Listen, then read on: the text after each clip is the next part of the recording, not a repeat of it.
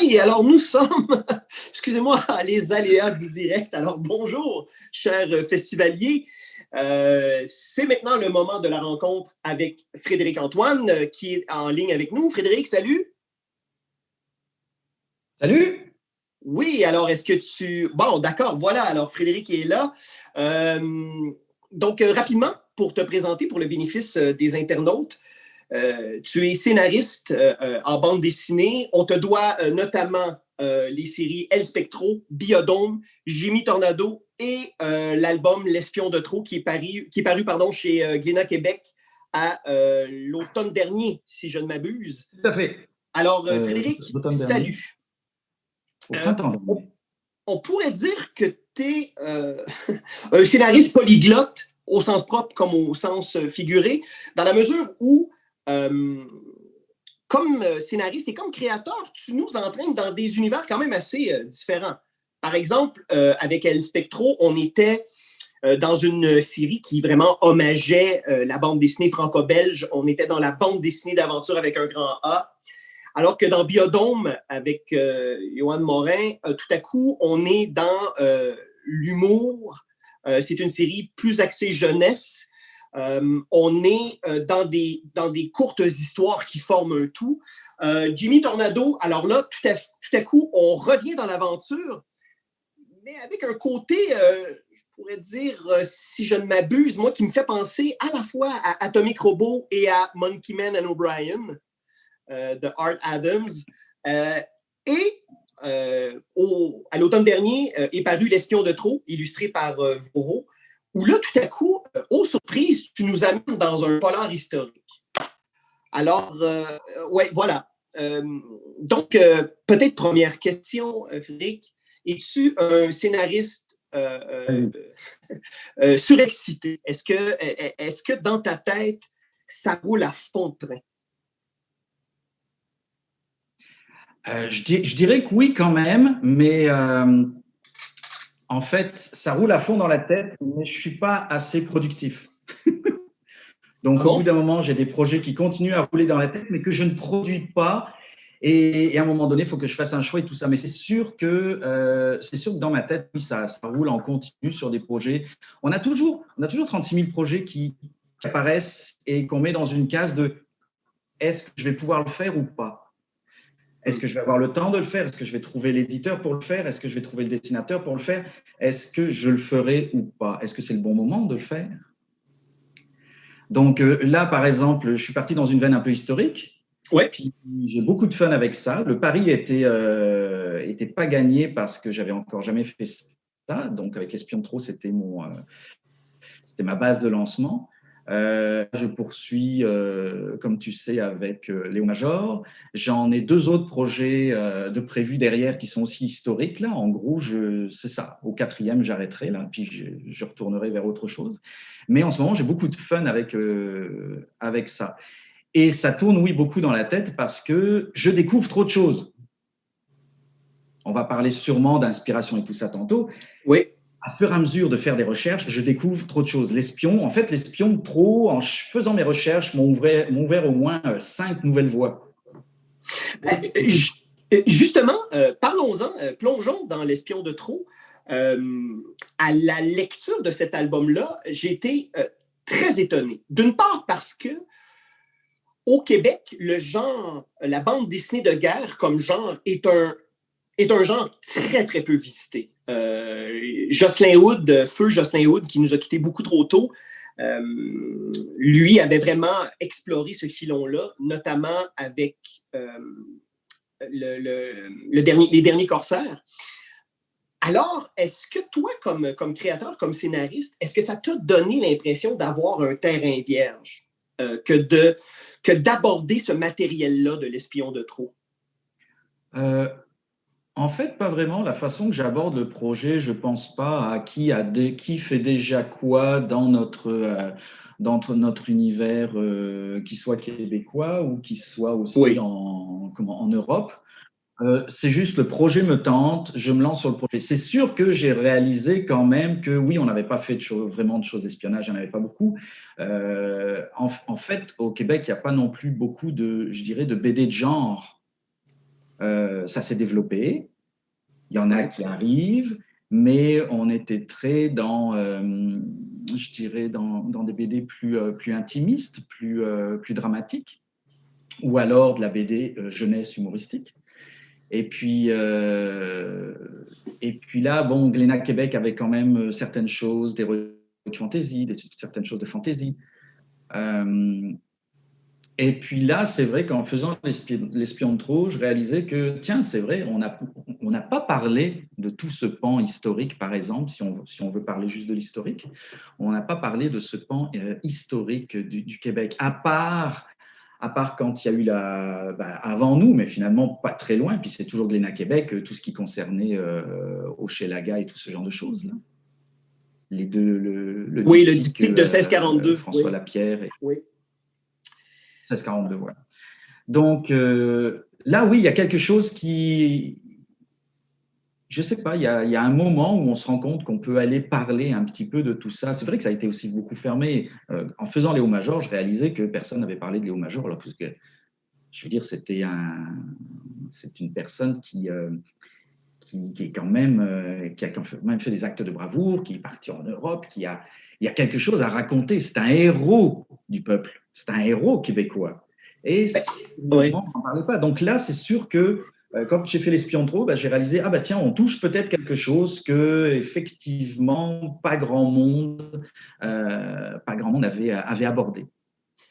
En fait, je pense aussi que la bande dessinée québécoise est arrivée à une certaine maturité qui lui permet tout à coup d'ouvrir, hein, d'explorer davantage de genres. Et c'est vrai qu'en lisant L'espion de trop, on se rend compte que l'histoire québécoise est un terreau très, très fertile. Il y a beaucoup à raconter. Et d'ailleurs, moi, j'aimerais d'emblée, Frédéric, que tu nous racontes comment tu en es arrivé à ce projet-là. Est-ce que ce fait historique-là, tu le connaissais depuis longtemps? Est-ce que c'est au hasard de recherche que tu es tombé sur ce fait historique-là? Dis-moi, raconte-moi un peu la genèse du projet. La genèse du projet, en fin de compte, c'est en quelque sorte, c'est presque une commande. En fait, j'avais discuté avec Michel Viau, qui s'occupait à l'époque, qui était chez Glénat Québec et qui était éditeur chez Glénat Québec. On a discuté et il m'a lancé cette idée-là. Et tout de suite, j'ai fait mais moi, j'aimerais bien m'en charger. J'aimerais beaucoup ça. Étant jeune, j'ai nagé dans les films de guerre, les films d'espionnage, tout ce qu'il y a de ce genre-là.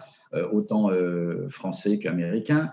J'en ai lu en roman, j'en ai lu en bande dessinée. Fait que c'est tout ce qui concerne la partie occupation allemande, bien sûr, étant d'origine française, on a appris ça, on l'a surappris, ça faisait partie de tous les cours. Donc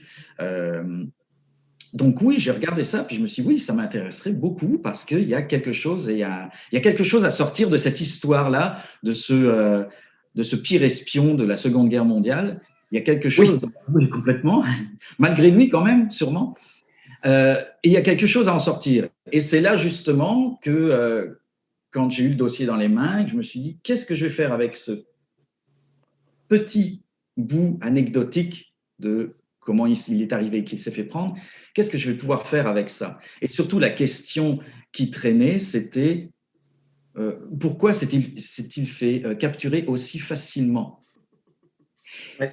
Et là, tout de suite, je me suis dit, oui, j'ai envie de le faire. J'ai envie de le faire, ce truc-là. C'est très, ça fait un petit peu partie de de tout ce que j'ai emmagasiné comme référence, comme culture et tout ça. Et en même temps, ça me permettait de sortir un petit peu, partir dans un carcan un petit peu adulte, chose que je n'avais pas encore vraiment fait. Spectro était le entre-deux. Ouais. Mais c'est vrai que le reste, je suis plus dans le jeunesse, donc je suis parti avec ça. Michel Viau me dit, OK, là, on a enseigné en quête d'un dessinateur disponible parce que les dessinateurs au Québec de ce style de récits sont pas mal pris. Que ce soit Denis Rodier, que ce soit JF, etc. Tout le monde est un peu pris. Puis finalement, Voro avait un petit peu de disponibilité à ce moment-là. On lui a lancé l'affaire. C'était d'ailleurs au festival de Prévost 2000, je ne sais plus combien. Et on parlait le soir, puis je lui ai jeté l'idée, je lui en avais déjà parlé un petit peu avant, puis on a mis les bases en place pendant le repas, justement, un samedi soir au festival de Prévost. Et il a été tout de suite emballé. Mais c'est une chouette histoire à la base. C'est pas une histoire d'espionnage classique, c'est vraiment un gars qui s'est planté. En plus, on part de l'Allemagne, puis on arrive au qu'il y avait de quoi faire.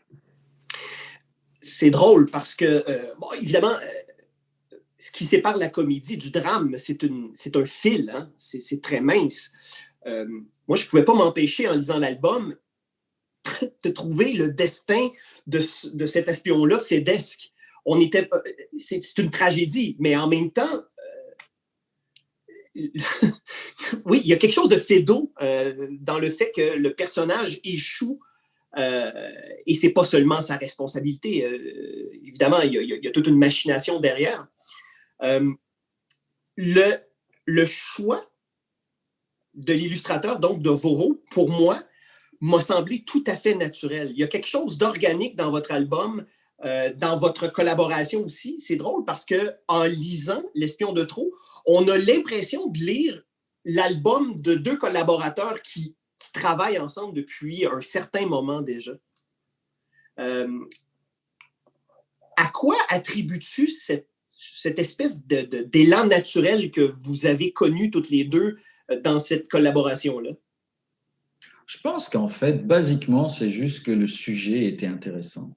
Moi, je crois beaucoup à ça au niveau des collaborations. À partir du moment où on met en branle un projet, puis que l'autre est rentré dans le projet que l'un lui a proposé, ou inversement, ou qu'on propose aux deux en même temps, et puis qu'on est enthousiasmé à ce qui va se faire, à ce qu'on va pouvoir développer, tant au niveau scénaristique qu'au niveau graphique, je pense que là, la collaboration se fait bien. Puis c'est vrai qu'au niveau du choix de Voro, ce qui avait d'intéressant, c'est que Voro a ce dessin un peu, je dirais, au niveau... il a un dessin, comment...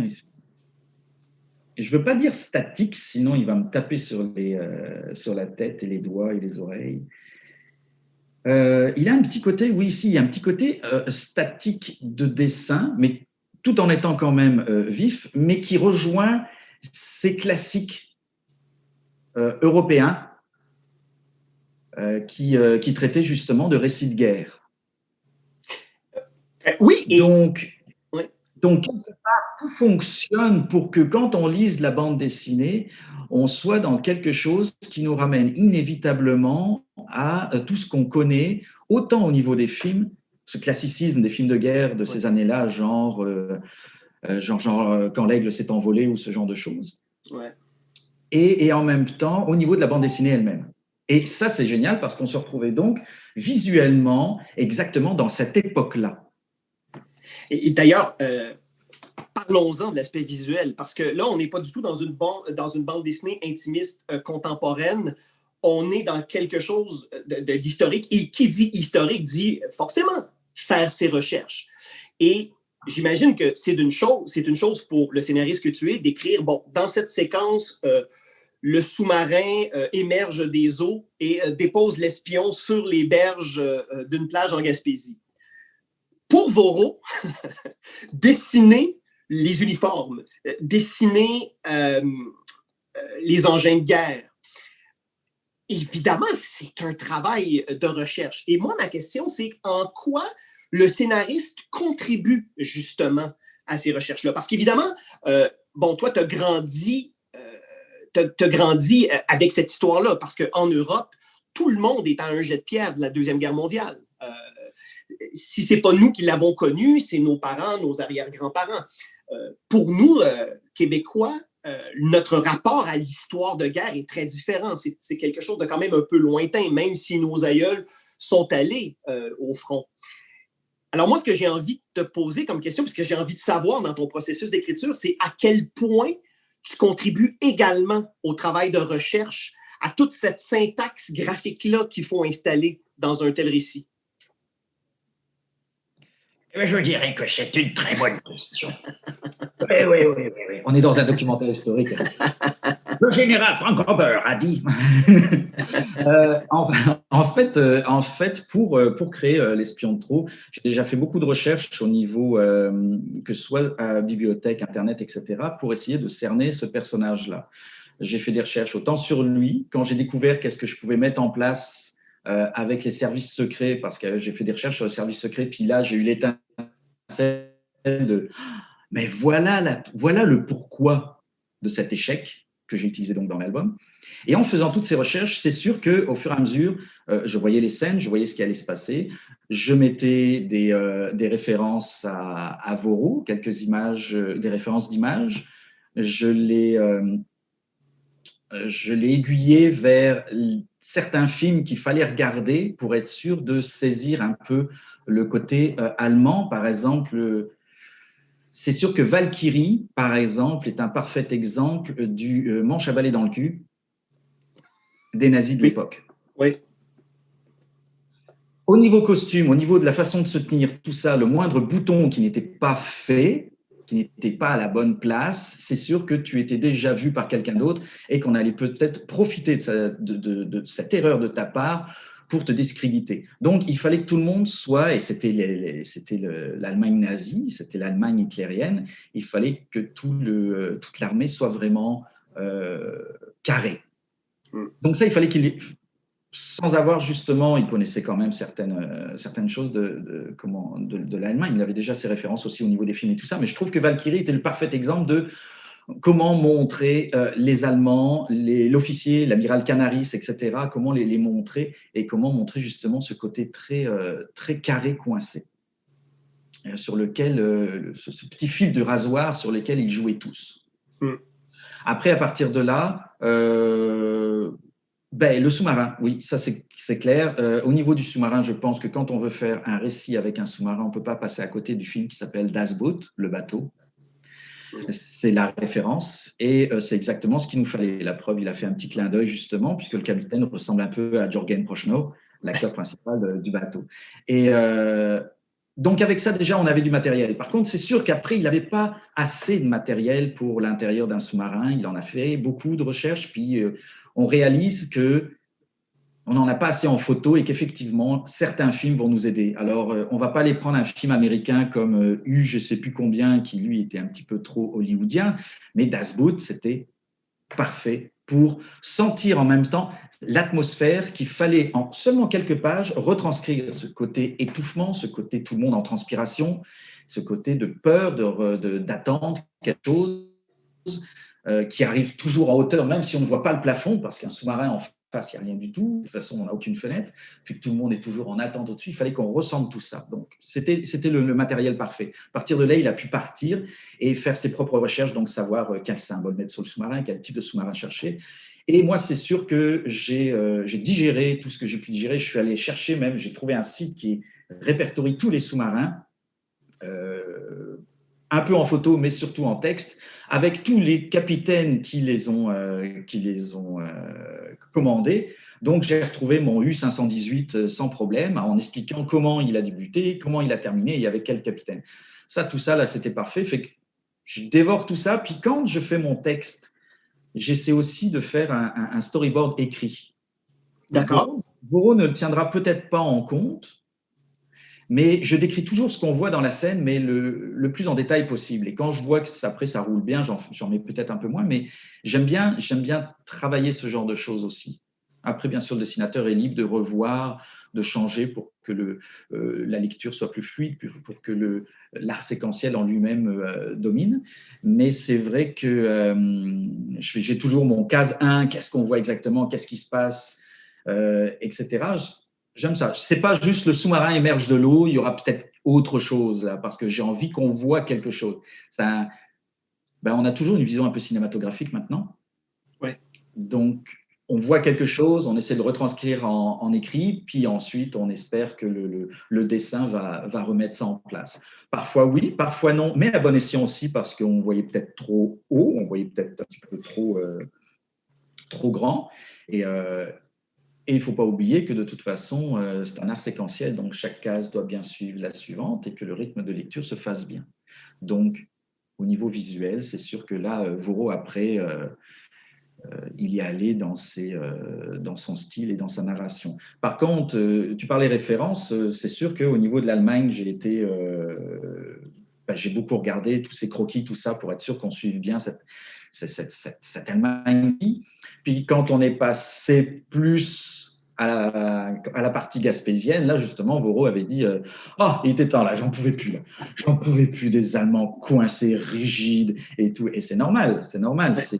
Et quelque part, c'était bien parce qu'il avait senti en même temps cette tension qu'il fallait qu'on ait à tout prix dans le récit.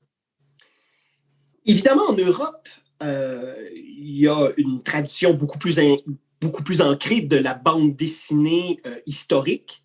C'est un genre qui est quand même populaire et depuis longtemps. Et il y a aussi beaucoup de lecteurs critiques en Europe. Donc, le danger, lorsqu'on aborde du matériel aussi précis que dans le cas-ci, et tu vois venir ma question, ici au Québec, on a beaucoup moins de lecteurs pointilleux, mais en Europe, alors là, il y a des lecteurs qui, un peu comme, j'ai toujours cette analogie-là, à la Comédie Française, je ne sais pas si tu es déjà allé, Frédéric, mais lorsqu'on y joue de grands classiques, il n'est pas rare de voir des spectateurs qui ont leur édition de la Pléiade et qui ne regardent pas le spectacle, mais qui comptent les pieds. Et il y a des lecteurs de bande dessinée qui sont très, très... Est-ce que, parce que votre album est diffusé en Europe, hein, forcément, c'est Glénat, est-ce que vous avez eu des retours de lecteurs, justement, européens concernant tout le travail que vous avez... À vrai dire, pas vraiment. Ah bon? Ce que j'ai eu comme retour beaucoup, je ne sais pas du côté de Vincent quand il était tout seul, parce qu'on a fait des choses ensemble, mais en Europe, on l'a fait séparer. Moi, au niveau des retours, j'en ai pas eu beaucoup sur des ah, ça, c'était pas comme ça, ou ceci ou cela.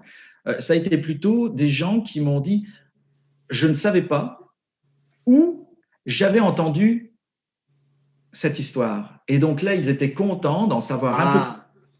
Et de voir en fin de compte, parce qu'il faut pas oublier qu'en Europe, on a quand même déjà remué tout ce qui était remuable au niveau de la Seconde Guerre mondiale. Je veux dire, faire encore des albums sur la Seconde Guerre mondiale, la preuve, de toute façon, sur la Seconde Guerre mondiale, au début, c'était des récits de guerre et c'est devenu petit à petit des récits intimistes au sein de l'armée pour devenir aussi des récits intimistes au sein de la résistance, au sein des gens qui ont vécu. Et c'est ça qui est intéressant. Et on a aussi maintenant des récits qui sont totalement du côté des Allemands pour essayer de faire bien comprendre ce qui s'est passé de ce côté-là. Donc, on a quand même écrit déjà pas mal de choses. Il y a sûrement encore des petites anecdotes intéressantes à sortir, mais celle-ci était vraiment, au niveau du public français, quelque chose auquel ils n'avaient pas vraiment eu accès, même s'ils avaient entendu dire que beaucoup de personnes qui aiment la Seconde Guerre mondiale, qui sont des accros historiques, ont entendu parler de la bataille, de ce qu'on appelait la bataille du Saint-Laurent. Mais ils n'avaient pas tous les détails. Et puis là, on leur offrait un récit qui, waouh, une bande dessinée qui traite de quelque chose dont je ne suis pas vraiment au courant. Donc tant mieux. Hein? Donc, tant mieux, c'est ça qui a été vraiment intéressant. Les gens ont vraiment aimé ça. Parfois, donc, ils me disaient, c'est intéressant d'avoir quelque chose moitié Allemagne, moitié Canada. Canada, hein, pas québécois, on parle toujours du Canada en premier. Ah, vous, les Canadiens. Et donc, c'est ça, ils ont parcouru l'album, ils ont appris des choses, ils ont découvert des choses qui leur ont permis aussi à eux-mêmes, après, d'aller faire d'autres recherches et d'aller un tout petit peu plus loin et de découvrir d'autres récits, comme j'en ai découvert moi en faisant mes recherches sur la Seconde Guerre mondiale au Québec. Pour le scénariste que tu es, le fait d'entrer dans un genre dont les codes sont différents, l'histoire, ça implique forcément que ton travail de scénariste est différent. Par exemple, lorsque tu travailles sur un gag de Biodome ou que tu travailles sur une aventure de Jimmy Tornado, j'imagine que la préparation en amont est très différente d'un récit historique où là, il faut tenir compte d'éléments politiques, d'éléments historiques. Quel est le plaisir? Peut-être tu peux nous expliquer où tu trouves ton plaisir comme scénariste lorsque tu es dans des univers plus fantaisistes versus des éléments qui sont vraiment historiques. Donc, dans des trucs qui sont beaucoup moins de l'imaginaire, mais beaucoup plus dans le concret. intéressant. En fin de compte, dans mon travail, je considère que le plaisir est le même des deux bords. Ouais. Faut toujours chercher de toute façon. En humour, il va falloir chercher quelque chose qui soit drôle.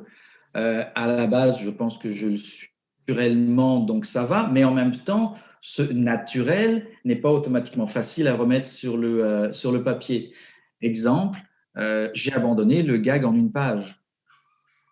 Je ne ferai plus de gag en une page avec Biodôme. Parfois, j'ai une idée qui vient, puis je pourrais le faire, mais ça ne m'intéresse plus. C'est très difficile, je dirais. Bravo les Covin, les Delaf et Dubuc, toutes ces affaires-là, ils arrivent à faire encore des jokes en une page qui fonctionnent, c'est magnifique. J'y arrive moins, c'est plus de travail. Je réalise que je préfère raconter une histoire et insérer de l'humour dans l'histoire. Et inversement, ouais. Et ce qu'il y a d'intéressant justement, si on parle de Biodôme, curieusement dans Biodôme, quand j'ai fait la longue histoire de voyage temporel, même si c'était pour Biodôme, même si c'était de l'humour, même si je peux prendre d'énormes facilités sur plein de choses, je suis quand même allé chercher des renseignements sur Charlemagne. Je suis quand même allé chercher des choses. J'aurais pu juste prendre le Charlemagne qu'on connaît inconsciemment et tout ça, prendre le Léonard de Vinci qu'on voit dans de multiples adaptations. Je suis quand même allé relire tout ça, rechercher des petites choses. La preuve avec Charlemagne, j'ai appris qu'il avait reçu un éléphant blanc d'insultance, chose qu'on ne sait pas. Ce n'est pas une anecdote que tout le monde va se rappeler. Moi, ça m'a permis de placer ça. C'était intéressant de dire la vérité là-dessus, comme, comment elle s'appelle, Cléopâtre, qui était présente lors de l'assassinat de... Elle était à Rome lors de l'assassinat de César. En faisant ma recherche, fait que je me suis dit, c'est génial, je peux l'inclure. Je peux inclure Cléopâtre. Donc, je vais pouvoir jouer avec elle, faire un gag avec elle. Mais en même temps, il ne faut pas oublier aussi que maintenant, on est dans les débrouillards. Ça me permet aussi de rajouter des petites choses qui sont intéressantes pour le public des débrouillards, c'est-à-dire à chaque fois mettre une petite information qui est réelle. Et je pense qu'avec Biodôme, ça a été intéressant, justement, cette histoire-là en double album de recherche. J'aime ça, aller fouiller, chercher. Je l'ai fait aussi avec Spectro, le Spectro qui se passe la Transamazonie. Ouais. Je suis allé me prendre la tête à aller regarder pas regarder toutes, mais faire des recherches sur les courses automobiles à Monaco, de savoir qui étaient les premiers et tout ça. Les gens qui sont cités, certaines personnes qui sont citées sont vraiment existantes, comme le Pétoulet, qui est si je me souviens bien, c'était l'oncle de Jean-Louis Trintignant, l'acteur. Ouais. Et j'ai appris plein de petites choses comme ça, et tout ça est intéressant parce qu'au début, je ne pensais peut-être pas l'utiliser, c'était juste pour avoir une idée générale, mais en fouillant encore plus, j'ai pu rajouter des personnages réels dans cette aventure de Spectro qui est totalement fantaisiste, mais j'ai rajouté des personnages réels que j'ai découverts en faisant ces recherches. Donc, à chaque fois, j'aime ça, comme avec... Jimmy a été un petit peu plus relax, mais je fais quand même quand je traite d'un pays, je vais quand même chercher un petit peu... Bon, le Japon, je n'avais pas trop de difficultés, je connais bien. Mais à un moment donné, quand j'ai abordé Jakarta, au début, je devais en parler un petit peu plus longuement. J'avais fait toutes les recherches pour ça. En fait, on croise Jakarta très rapidement. Mais j'aime bien faire ce genre de recherche. J'aime bien. Je considère toujours que soyons le plus près possible de ce qui existe réellement, parce qu'on va apprendre quelque chose. Et quand on voit que ça commence à être pesant, c'est là qu'on va prendre nos libertés. Donc, c'est un petit peu ça que je fais. Et avec Biodôme, j'en prends beaucoup. Mais il y a toujours cette petite recherche avant. Sauf dans un gag où je vais parler de Batman. Là, c'est un gag de Batman. Bon, il n'y a pas de recherche à faire. Ben justement, comme le temps file et qu'il nous reste peu de temps, Frédéric, on a beaucoup parlé du scénariste que tu es. Maintenant, j'aimerais qu'on parle du lecteur de bande dessinée que tu es. On a déjà eu, toi et moi... Je déteste la bande dessinée. Oh là, c'est pas vrai ça. On pourrait, évidemment, on a déjà parlé de notre amour mutuel, hein, qu'on partage de l'auteur canadien John Byrne. Tu veux parler de lui? Ah oui, voilà. J'avais prévu le coup. Alors en fait, Frédéric, j'aimerais que tu nous... qu'on se laisse pour les 5 dernières minutes qui nous restent, qu'on se laisse sur tes lectures. Qu'est-ce qui, comme lecteur, qu'est-ce qui t'allume dans la bande dessinée? Qu'est-ce qui t'inspire? Ou quelles sont, par exemple, les découvertes que tu as faites dernièrement? Alors, j'avais prévu le coup. Ouais. J'en ai mis quelques-unes. J'avais prévu le coup. Voilà, première chose super importante. Ah, ben oui, ben là. On ne peut Franquin. pas s'en passer. Franquin, ouais. Même Fournier. Ah bon? Parce que j'ai vécu en Afrique, donc c'est assez important pour moi aussi. OK. Et tout comme Tom et Jean-Ry. Ah, oui. Spirou, c'est une base. Spirou, on le retrouve dans Spectro. Spirou, c'est pour moi le summum de l'aventure humoristique. Quelque chose que Tintin a même. Il y a plein de tintanophiles qui vont pester sur moi, mais je trouve que Spirou est largement supérieur à Tintin en termes de fun. Alors, question, Frédéric, parce que plusieurs auteurs s'amusent à revisiter Spirou et Fantasio. Si on te lançait cette invitation-là, est-ce que tu l'accepterais? Bah, je pense que celui qui dirait non serait un petit peu... Ou alors il va s'en occuper. Alors, Alors, donc, on peut te souhaiter que peut-être quelqu'un, un jour, chez Dupuis, se dise « Tiens, Frédéric-Antoine, un Spirou ça pourrait être chouette. » Ouais, ça pourrait être chouette. En même temps, je ne suis pas assez connu. Ils prennent des gens quand même assez connus. Mais, petite parenthèse, on fait des jeux dans Spirou et à un moment donné, on a eu la chance de faire une page complète qui s'appelait Eureka pour un concours pour gagner un séjour à New York. Et là, avec Johan, mon partenaire de Biodôme, on a pu faire non pas un jeu en double page comme on fait d'habitude, mais réellement une petite bande dessinée de course-poursuite avec jeu. Et on a eu beaucoup de fun. Fait que oui, c'est sûr qu'un jour, on me demanderait de faire un Spirou, ce serait génial. Ce serait génial, je saute sur l'occasion. Après, comment le traiter c'est sûr que je serai quand même proche de ce que j'ai aimé. J'ai pas envie de faire un Spirou réaliste. J'ai pas envie de faire ce genre de choses qui, et avec tout le respect que je peux avoir pour les auteurs, m'ennuie prodigieusement à lire. Le Émile Bravo, le premier, j'ai aimé. Les autres m'ennuient à mourir. Oh, c'est rare qu'on entend ça. J'ai fait exprès pour que tu fasses ton « Oh !» Mais non, parce que je comprends où il veut en venir, mais ça y est, c'était déjà fait un peu dans le premier. Dans le deuxième, ouais, c'est long et je n'ai pas de fun à lire. Et ça aurait été autre chose que Spirou, je pense que je serais dans le même état d'esprit. Cette aventure-là, je la trouve pesante et elle ne m'apporte pas grand-chose. Bon, alors, j'imagine que ça ne sera pas dans tes recommandations de lecture que tu nous présentes. Alors, peut-être nous présenter encore… si tu veux. Ouais, alors vas-y, encore 2-3 titres. Très rapidement, en référence aussi, Herman. Ouais, ah ben oui. Comanche, parce que son western Comanche est absolument génial. Et Bernard Prince, parce qu'au niveau aventure, c'est absolument génial. À chaque fois qu'on en lit un, on a un film devant les yeux. Je ne suis pas très manga, mais dernièrement, j'ai découvert… Time Shadow. Oui, c'est excellent ça. Que j'aime beaucoup. Mais je suis tombé en amour, je n'ai malheureusement pas la série qu'il fait, je suis tombé en amour avec cet auteur-là, qui s'appelle Inyo Asano, et qui fait le fameux Dead Demons Destruction. OK, non, je ne connais pas. Jette-toi là-dessus. OK. Alors, et d'extraterrestres qui stagnent au-dessus de Tokyo. C'est génial. Alors, je te laisse sur une recommandation. Il nous reste 30 secondes. Je t'invite à lire Neun, qui est un manga qui se passe durant la Deuxième Guerre mondiale. C'est publié chez Kana. Et ça raconte l'histoire d'enfants qui sont des expérimentations scientifiques, en fait, qui sont des clones d'Adolf Hitler sans le savoir. Oh, ça rejoint un film qui s'appelait Ces enfants venus du Brésil. Voilà. Donc, on est un peu dans cet esprit-là. Donc, je te laisse sur cette suggestion lecture. Le 5e tome paraîtra prochainement. Frédéric-Antoine, merci d'avoir été des nôtres. Merci à toi. Bon vent et on a très hâte de lire ton prochain album portant sur Léo. Portant sur Léo Major, que je dois terminer. Je suis un peu en retard là-dessus. Fait qu'on y va. Bon, alors, on raccroche et tu vas travailler. Ça marche. Ciao, merci encore. Salut Frédéric. Et nous, festivaliers, on se retrouve dans quelques instants avec la dernière activité de la journée, l'atelier de dessin animé par nul autre que Forg. Salut Frédéric. Ciao, merci, bye bye.